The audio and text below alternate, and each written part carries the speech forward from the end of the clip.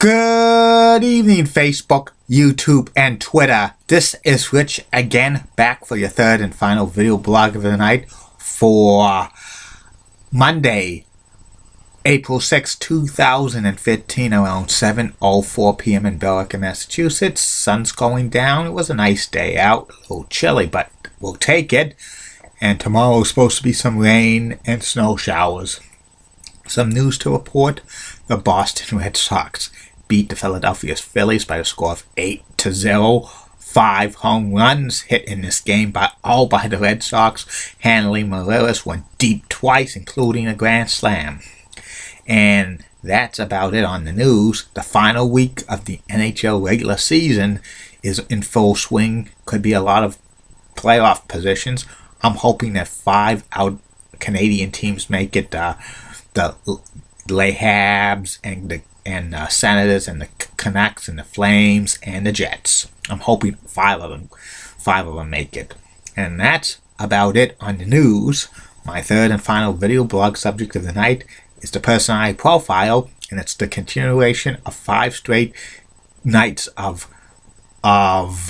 Minnesota's famous sports athletes. I'm going to be profiling tonight George Mikan, center who played most of his career for the Minneapolis Lakers. He was a center. He was Mr. Basketball. He was one of the greatest centers in NBA history, in the early NBA history, and he was the first major athlete to wear the number 99. 99 synonymous with Wayne Gretzky, but George Mikan had it first. George was born and he grew up in Joliet, Illinois, and he battled something bad in his early childhood. He shattered his knee so bad when he was a youngster that he was bedridden for 1 year. That's not good and stuff like that. And actually, George wanted to become a priest when he was growing up, and he actually went to Catholic school and to study to be a priest, but he loved playing basketball, so he ended that career. He was a very good basketball player. He was a center. And then he went to play college basketball at DePaul University. And he was a 3-time All-American.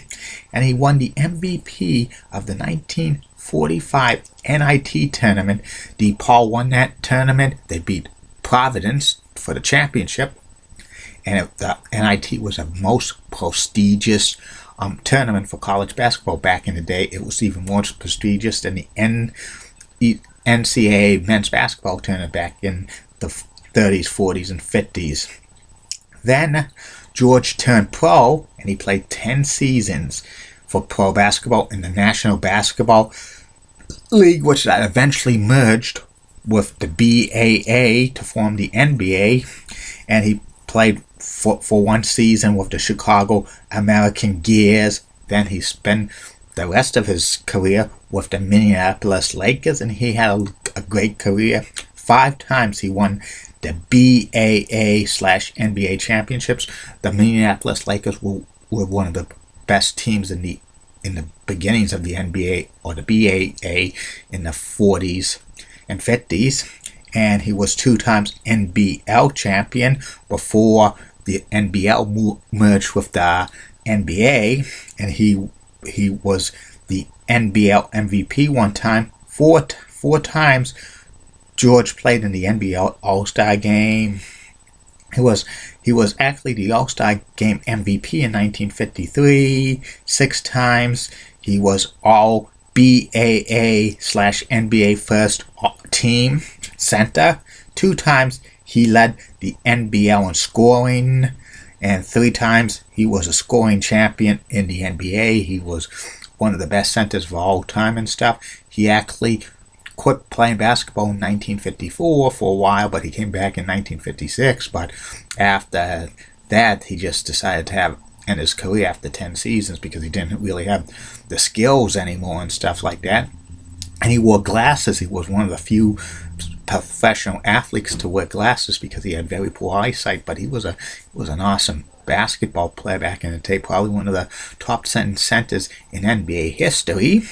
And then his career stats were 11,764 points. He averaged 22 8.6 points per game. He had 4,167 rebounds, 13.4 rebounds a game, and he had 1,245 assists, 2.8 assists, per game. After George Mikan retired from playing basketball, his number 99 was retired by the Lakers, and he was a first ballot Hall of Famer for basketball. He was so popular in Minnesota that he ran for Congress in Minnesota, but he did not get voted, and he did that in 1956. Then he coached the Minneapolis Lakers for 1 year in 1958, but he was not successful.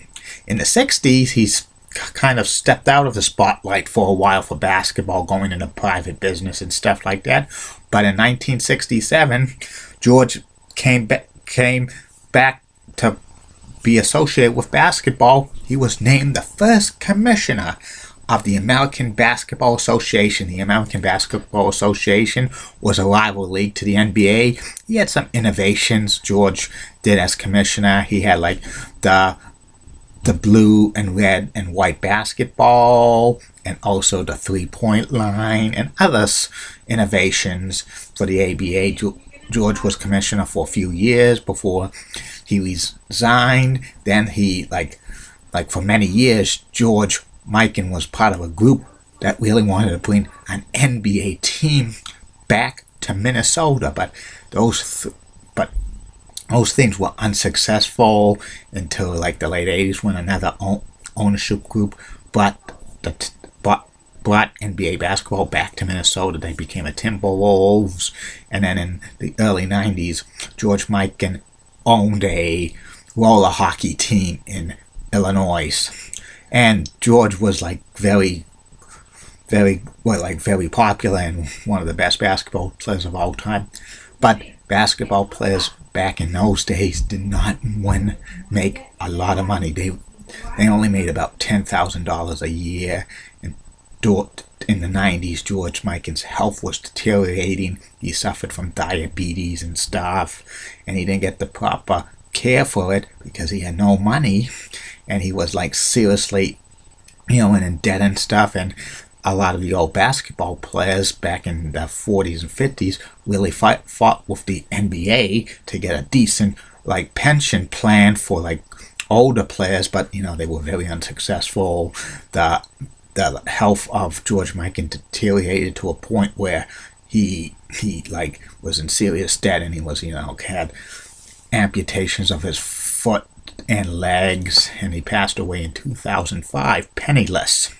His family could not afford to pay for George Mikan's funeral, but Shaquille O'Neal, Lakers, one of the best centers in NBA history, stepped up to the plate and offered and paid for George Mikan's funeral, which is pretty amazing for any athlete to pay for a funeral of a former professional athlete and stuff. That's a class act by Shaq, doing that for George Mikan, who was the first great NBA center of all time, because he paved the way for great NBA centers like Kareem Abdul-Jabbar, Bill Walton, Shaq, and a few others. And probably George Mikan is probably the greatest basketball player to play in Minnesota sports history, besides Kevin Garnett. And that's about it on George Mikan. And that's about it on these video blogs. Tomorrow, 3 more are coming your way. First video blog is about the review of King's Bowling Alley in Burlington, Massachusetts. Second video blog will be about the regional pro wrestling territory, Mid-South / UWF, which was run by Cowboy Bill Watts.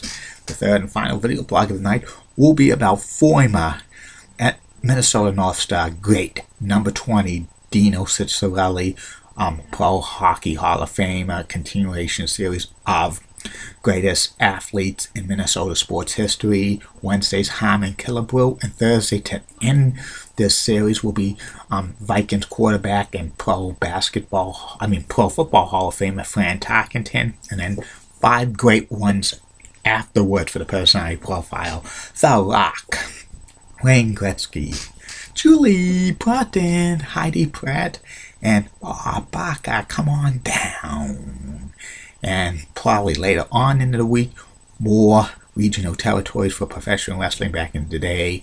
Going to do the CWA, USWA out of Memphis, Smoking Mountain Wrestling, USWA Dallas, and Global and Portland Wrestling. And there could be some sports topics discussed on. It's probably going to be the baseball park boom of the 1990s and 2000s, and next week previews of the NBA and NHL playoff vlogs. Good night. See you tomorrow. Facebook, YouTube, and Twitter. I'm open for a Skype chat. If you want to Skype me, we'll chat about sports, anything, and follow me on Twitter at chewy7.com. Bye.